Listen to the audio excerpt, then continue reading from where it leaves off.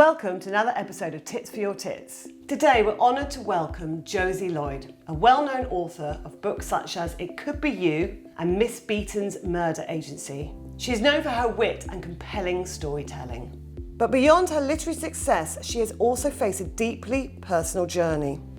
In 2017, she was diagnosed with lobular breast cancer. Now this is cancer in the milk ducts. And she underwent a mastectomy and a prosthesis. Josie, thank you so much for being on this episode of Tits for Your Tits. Welcome. Thank you so much, Claire. It's an absolute joy to be here. Thank you. We already know each other. You are James's sister, and James is married to Alice. Alice runs Posh Totted Designs. It's a hand-stamped jewellery company. And I'm an author, but we're friends. And Alice and I run a podcast ourselves called Show Us Your Bits. We decided on this idea of the stories behind people's keepsakes and jewellery. So a chance. Which is such a lovely idea. Yeah, so it's a chance to interview people about their journey and about what they're doing. We've had lots of really fabulous midlife women.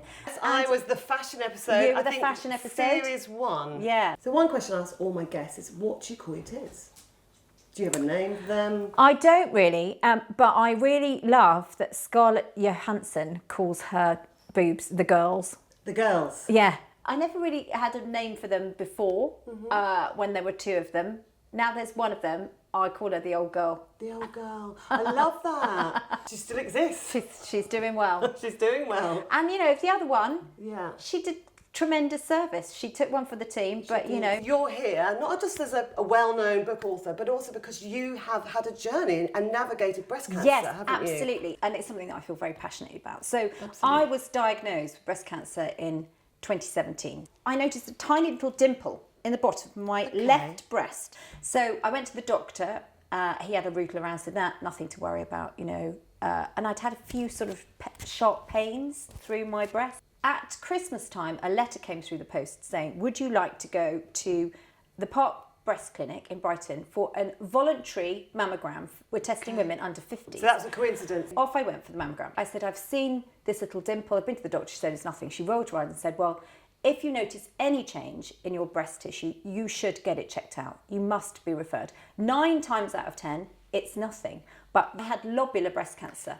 Lobular breast cancer makes up about 15% of all breast cancers. What we're trying to change at Lobular Breast Cancer UK, of which I'm a very proud patron, is to stop people thinking that they just have to look for a lump. So in ductal cancer, you might notice a lump, but in lobular breast cancer, you might notice a disfiguration of your breast. So it might be that your nipple's inverted, it might be that you have a little bit of a dimple, it might be that you just have a small dent. And what's really important is really just know you're normal.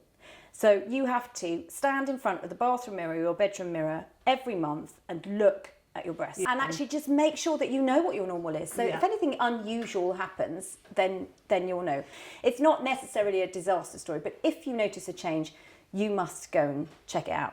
Now, the problem with lobular breast cancer is that it's a very slow-growing cancer in a lot of cases. And because it grows in a straight line, it's very difficult to detect. So by the time you're diagnosed, it's all over your breast, and then a mastectomy is the only option. So that happened to me. I was told I had a 5-centimetre piece. I was like, that's as long as my blooming finger. How did I not notice? Wow. But worse than that, for me, the levelling. All of a sudden, my status as a mum, as a writer, as a friend, as somebody who takes things quite light-heartedly in life was levelled, and everybody was like, oh, Jo, she's got cancer. You got pity. She's got cancer, but also it's kind of like I wasn't really allowed to be funny anymore. So as much as you were still trying to be normal to everyone, you were having this, like, have to deal with this. My body's changing, my breasts are changing. What, you know, what's next? Also, everybody tells you their cancer stories. You become a cancer magnet. So I started writing a diary about the whole thing, and it was, I'm a writer. I've written, 23 novels.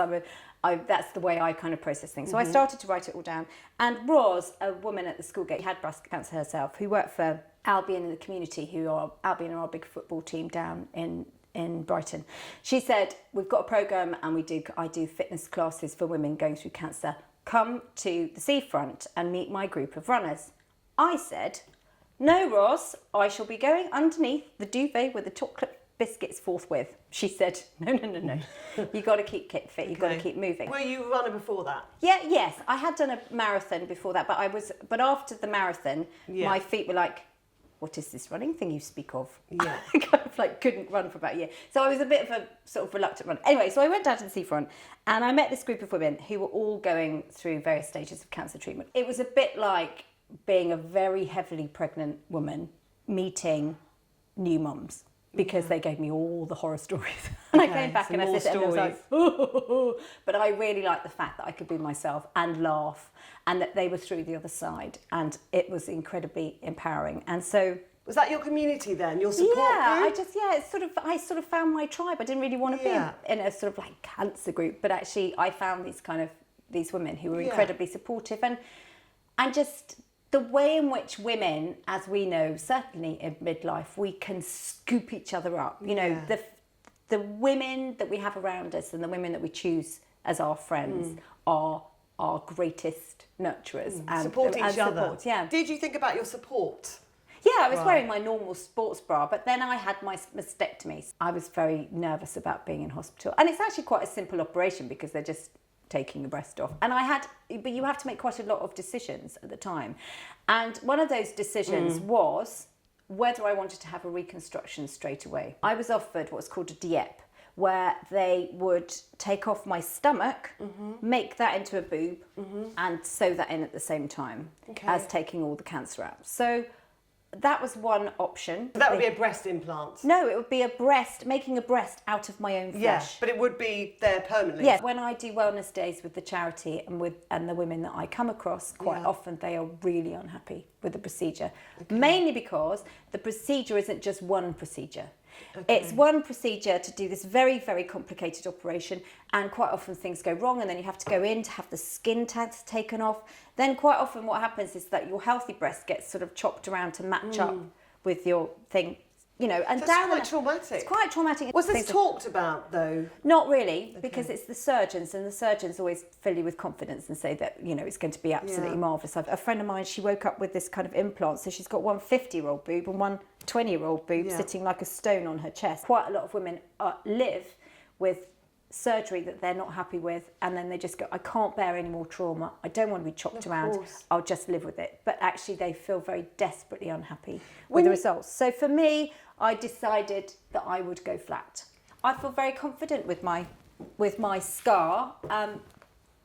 I wondered whether I would feel, you know, I had my breast cancer in 2017 and it's now 2025. I wondered whether, you know, years on I would feel that I wanted to have the reconstruction, or that I wanted to do that. And actually, as the longer I've gone on, the more I'm really grateful that I stayed flat, and that I feel very much, my body is very much my own, and I feel very confident. I mean, my husband said the sweetest thing to me. He said, you know, when I love your scar, it just means that you're here with me, you know, and and all the cancer's gone. So you've got to love your scar, because I love it. And I don't feel that it's affected my sexuality or my sense of sexiness at all. Having made that decision, did you visualise in your head, when you've had that done, looking in the mirror and having scars and healing, did you have any kind of reference to that? Well, this is a very interesting point. There's no pictures of actually what you look like before and after surgery. And women's expectations quite often are that they're just going to get their boob back as it was. And it's not true, because you don't. You've got a big scar, you have no nipple, you have, you know, it's mismatched in size because you can't match them completely.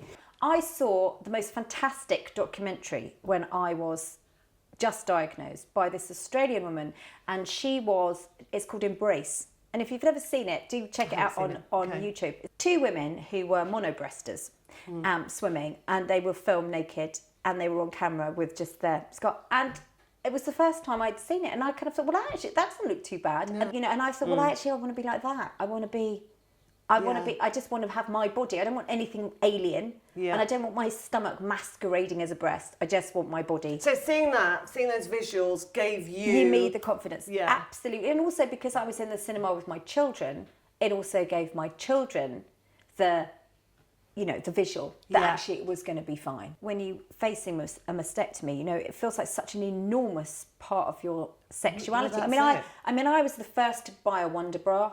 I was, you know, I've always loved my cleavage. I've always worn great bras.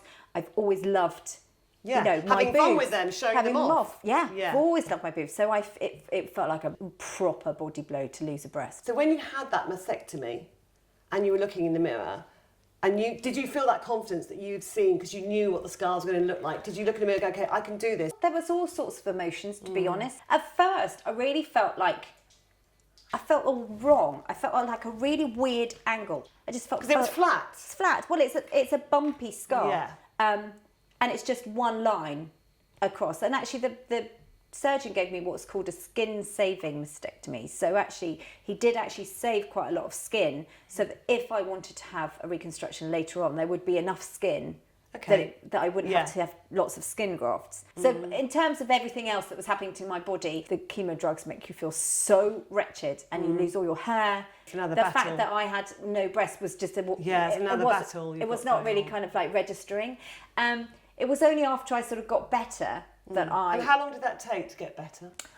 I think really from door to door, from start to finish, really you're looking at a year. In that journey, there's quite a few stages, because of course you have the operation, and I had chemotherapy, and then I had radiotherapy, and then I was done, and you get spat out the other side. And I think about 9 months after I'd had my mastectomy was actually when I hit my worst point. Some of the worst bit is after the other end, when your hair's growing back and everyone thinks you're well, because that's when the psychological impact of what has happened to you hits. And you have changed. You have changed fundamentally in a way that you really can't put your finger on. And I think one of the biggest difficulties of going through anything like that is learning how to be well the other side, which is what I do with, you know, I'm, as I mentioned, I'm a patron of Lobular Breast Cancer UK. And actually one of the things that we do is wellbeing days, and I do a lot of journaling, and I do a lot of creative writing with people, just because I think it's really difficult to know how to be well, and to stop thinking that every single tiny ache and pain is a recurrence of your cancer. When you say well, are you saying the word normal to feel normal? Because I think it's more to do with trusting your body. I mean, before I had breast cancer, I kind of didn't really take... You take it for granted? I do take your health completely for granted. One of the biggest changes that I made was putting my own well-being first. And that was quite difficult, because that feels selfish some way. That feels in some Especially way... being a mum. Yeah. So one of the great tools that I learned was Qigong. And I just do a 10-minute routine where I slow breathe, I wake up my energy, and I check in with myself. You time. Yeah, I keep my stress levels quite down. I sleep well, do all the things. I exercise, and I still really enjoy myself, but it's really important to put that piece in place. But I also think what's really important, and what, you know, I wrote a book called The Cancer Ladies Running Club, which is the Bright Side Running Club in the US and all around Europe. And and the film is in development, but it's the Bright Side Running Club. Oh, film in development as well? Yeah, it was based on my experience, Claire, because actually I'm a vain author. And at the end of it, but you love your job. I had like 80,000 words of pretty good copy, and I said to my agent, you know, I want to write a book, and she said, well, do you want to write a memoir? And I went, no, I want to write a fiction book, because I learn a lot through fiction. And it's about Kira, who's similar to me. She goes through a similar journey, but she runs a shop in Brighton, and she starts running, and it's very much based on my experience and the kind of camaraderie she felt. But you don't...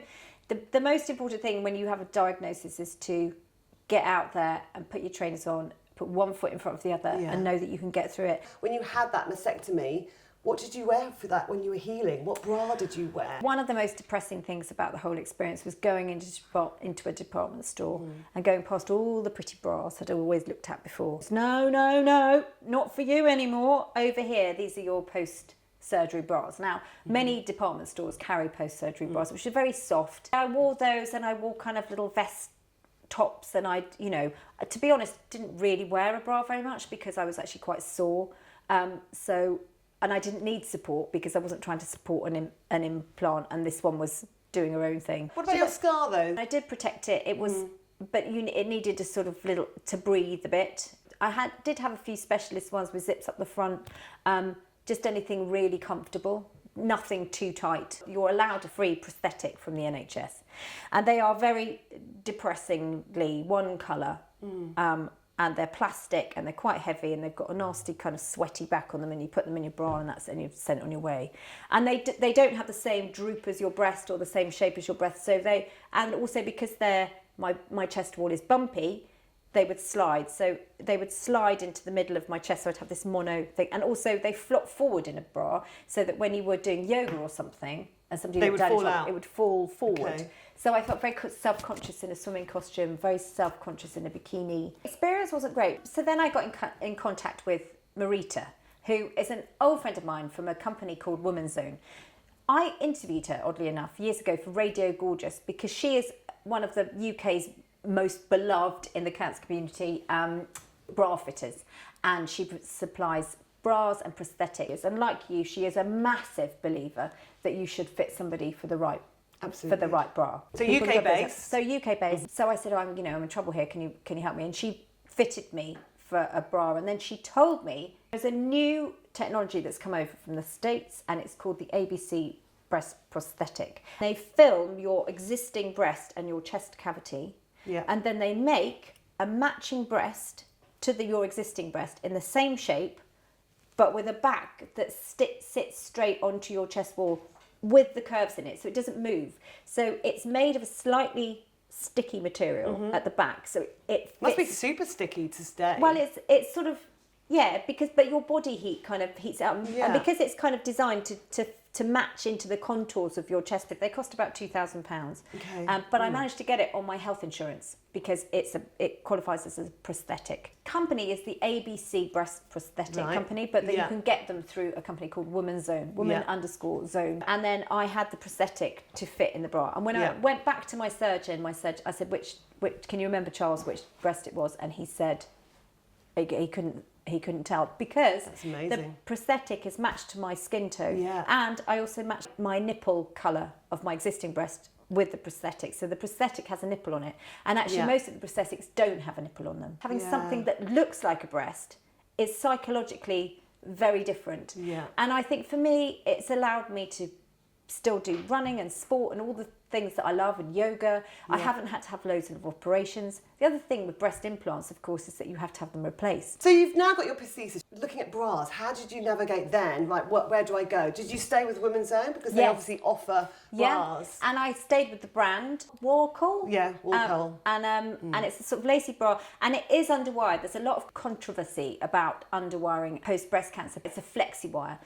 which just gives me quite a lot of shape. And they're lacy, and it's not the world's most sexy bra. I always ask my guests to bring along their own bras. It's always fun to see what people have in their own wardrobes. This is quite interesting because when you asked me about my bras, it did make me laugh because before I had cancer, I had such a motley collection of bras in my drawer, and I saw a really funny thing. Most women do. But you keep like that. The bra that I got married in, the bra that my first, Have you kept those? No, I've kept the bra I got married in. Yeah. I did throw all of my bras out in a big grump. I was like, I don't have any bras. Don't need them anymore. Don't need them anymore. Anyway, but Marita from Woman's Zone, she is wonderful, and she fitted me out with this style of bra, the Warhol brand. I've got these in lots of different colours. So they have got a soft underwiring, but they're pretty. They've got soft lace. They're quite stretchy. They're very comfortable. Yeah. I've got a tiny bit of a dimple underneath my armpit where they took out my lymph node. So my prosthesis does sort of come out the side a bit. So this is quite good because they've got quite high sides. Actually, this is quite a standard size. Yeah. But it doesn't feel like it's too noticeable. Okay. So I can, and I've got some bikinis that I've had made in the same style as well, which fit perfectly. So, and you can't tell you just can't tell that I'm wearing a prosthetic. I think the elastic over the edge of the cup also will help mould. Yes, that's what's really important about it because actually it sits against my chest, so it stops that whole thing of falling forward. This one I really like. This is it's slightly actually too big for me, but I quite like it because it's a sort of see-through, if I'm going out for an evening or, lovely. When you need a V-neck underneath something. Absolutely. When you need that sort of vesty V-top thing. Low cut, but under sundresses it's quite good because actually you've got that kind of I'm wearing a vest, but it's a pretty vest thing, and you can't really tell. What I particularly like about this Waycall kind of bralette, I'd call it Yeah, bralette. it's a bralette. It's got a nice, obviously the size, which you were talking about, you like high sizes, but it's kind of a bit sexy, a bit flirty because of the sheerness. It's like a really nice sheer lace. But also the fact it sits a bit lower. Yeah. And I think that will add a little bit more comfort and support. My prosthesis does sit against my chest, but it's designed to go in a bra. If I couldn't stand up and it just stuck to my body, it would fall to the floor. It's not that sticky. It just is designed to bond to my chest wall in a kind of natural way. With this band under here, it does mean that I can wear the prosthesis quite comfortably. So you'll naturally feel more confident wearing this. Yeah. Even though it's like a bralette, it's got no underwire either, that band will give you a bit more of a lift. Yeah. So yeah, love that. Waycall. This is a fantastic sports bra from Anita, and you really can't tell that I'm wearing prosthetic in that. That's been my favourite sports bra brand that I've found. It was a bit more flesh coloured, but it's worn incredibly well. This is very comfortable to run in because obviously it's got this sort of sweat-proof back. Stretchy. Really stretchy, really gives me lots of support Good when I for run. breathing, because you need to breathe when you run. And actually this is, I mean, I would really recommend this brand. Anita Active. Anita Active. And that, of all the ones that I've tried, and I've tried a lot of them, that's been the best. And it's soft, there's no underwire in here. I wear this one quite a bit. This is an underwire bra, but my prosthetic is strapless, so it's the same pattern and style. But my prosthetic, again, it's got these nice cups with a slightly sticky edge, and it goes just above my prosthetic. I found that that's been really handy. I mean, I have tried other types of bras over the years, but I feel most comfortable in the bra that the prosthetic was designed for and fits into. But I would like to wear some more colourful bras. I was going to say, you're lacking a bit of colour. You know, the industry seems to think we want full cup, we need full cup, but actually you're proof that you don't. Yes, you need support, and I think looking for lace that's got that kind of flirtiness, the sexiness, because you want to feel sexy still. Yeah. As long as you're getting the right fit bra, and it feels comfortable, that's the most important thing. So Josie, I've brought a few bras to show you. Yes, I'm very excited. And obviously colour. Yes, that's what I want. That's why I'm here. Because you're very colourful on your face. And I like wearing colour. But I'm interested in your one cup wonder here from Anna Ono. Anna Ono is an American-based company. It's one cup, and the band, it's like a band that fastens at the side, so it's not going to suit everybody, because some people have scars at the side. Yeah. But it's very soft, and it fits just under the scar. Whereas Uno Bra, who are UK-based, yes, I've seen them. I've got some. They fit across the scar, so they'll have obviously one cup can be left or right. Yeah. And then their bra fits kind of asymmetrical, so it's like it covers a bit higher up, so it'll probably cover the scars. Yes. And you can wear it under a blazer. It looks like almost like a crop top. Yes. And she does bikinis as well. Yes. And I really applaud women that are kind of going flat and just embracing that. For me, in the summertime, for example, when it's just too hot to wear a prosthetic, I quite often go flat, but I'm quite careful about the kind of clothes that I wear. I have got a really fabulous ruffle dress, and the ruffle kind of goes over the side where the scar is. So actually you can't tell. You're disguising it. So you disguise it. So I think these are great if you can disguise it on top. And I would definitely try their kind of like swimwear, because actually you can get from Nicola Jane, who are a really fabulous company. They do kind of like post-mastectomy bras, and they've got some really good swimwear. They do a see-through swimming prosthetic, which I was in a bikini in Mallorca on the beach. And it, unbeknownst to me, it had fallen out of my bikini and was in the sand. Oh my goodness. And I found my friend's son and his friends poking it with a stick going, "Oh, jellyfish. Massive jellyfish." And I went over and I picked it up and I was like, "No!" They're like, "No, don't touch it." And put it in your swimwear. So yes, these are super comfortable. I mean, and I really like the double strap here. Anna Ono, it's an American brand, but it's sold over here with a brand called Bra Sisters. Okay. Have you heard of them? No. Two ladies who had a mastectomy and then went to have a bra experience and found, exactly like you, everything frumpy. And was like, is this it? Is this our life now, frumpy bras? Yeah. So they then took that challenge on for everybody else and went out and just looked and kind of found new individual brands. Yeah. And they sell it on one platform, which is brilliant. This is from them. This is Anna Ono from them. And also these bras I'm about to show you. I love these. We love an orange. It's actually not underwired. It feels like it's boned. That feels, it does, doesn't it? It would sit well against your skin. Yeah.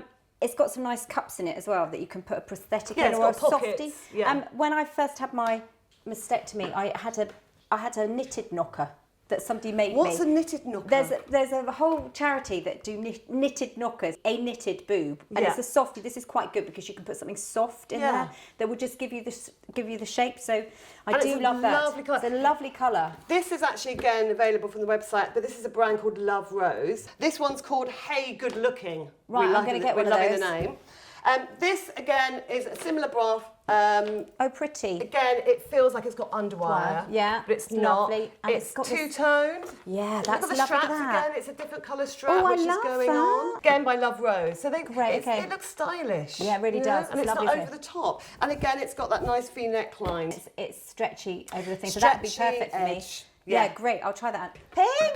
Lace. So this is by Laurie Goldstein. Right. And again, it's actually got padding in there, which is worth trying. Some, if people want an extra little bit. But it's also got pockets as well, which you can add. Can you take the padding out? You can take the padding out. Because of course you can. So you've got the pink, and again the contrasting straps. That's very much on trend. And again, you've got that elasticated edge. Lovely. All right. Well, So you're definitely going colour now. I'm going colour. I'm going colour. Those are beautiful. Waycol, one of your brands you love. Okay, you've already talked about them. Love this because it's got that deep V. Yeah. Now this is just a soft bra. We all need a soft bra. You can wear this in bed. It's so soft. Yeah. Boning up the side, but soft boning. It's very soft boning. Yeah, absolutely. That's so soft. That's not gorgeous, gonna. That shouldn't hurt anyone. Pretty straps. It's nice to see under a dress, isn't it? Or something. Pretty straps. They're feminine bras. Yeah, they're lovely. Well, I'll be definitely trying those because that's a very, very good tip. And I just want people to know that there are other options apart from having surgery. Yeah. And that you can feel great in clothes and that you can feel great in a bra, and it's not necessarily to do with surgery. Yeah. So it's very important. And I also think most importantly is that you seek out a great fitting bra first. And get advice. There is now a community. There is advice out there. There's platforms out there. We've discussed Women's Zone. We've discussed Bra Sisters. They're out there to support. They've gone through it themselves. Yeah, absolutely. And there's more and more and more options. Yeah. But do check out all the charities and do check out Women's Zone, and also do check out, if you are worried or if you've had a lobular breast cancer diagnosis, do check out Lobular Breast Cancer UK. We do lots of, there's loads of information on the website, and there's loads and loads of research that we fund, and there's loads of things that we do in the ways in which you can get involved.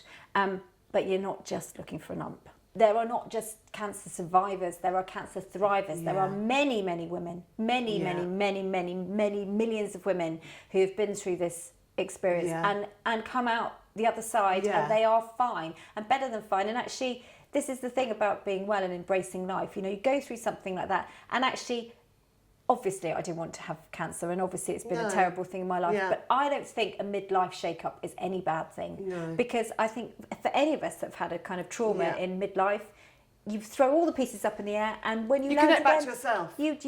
You're changed and you're empowered. So I think it's really important to know that you can be absolutely fizzing and fabulous. It's important to get that information out for women who've got breast cancer to help support them through that journey, absolutely. to navigate it, but also just to be aware. Yeah. There is support out there. Yeah, now. there is. But also what's really important about it is that we talk about it. And it's a very alienating and worrying experience. But actually, buy them a lovely bra. Buy them a book, buy them, support them. Keep supporting them, and keep supporting them after they seem to be well. And I think you coming on this episode today and talking about your navigating your journey, the emotional side, the physical side, the community side, what's available to you, and if anyone who's just found out they've got breast cancer, what support there is out there is so incredible to know at every stage of the journey. Absolutely. So thank you so much for coming on. My absolute pleasure. And thank you for listening and watching this episode of Tits for Your Tits. But please don't forget to subscribe and follow us on social media, #TipsForYourTits. Thank you.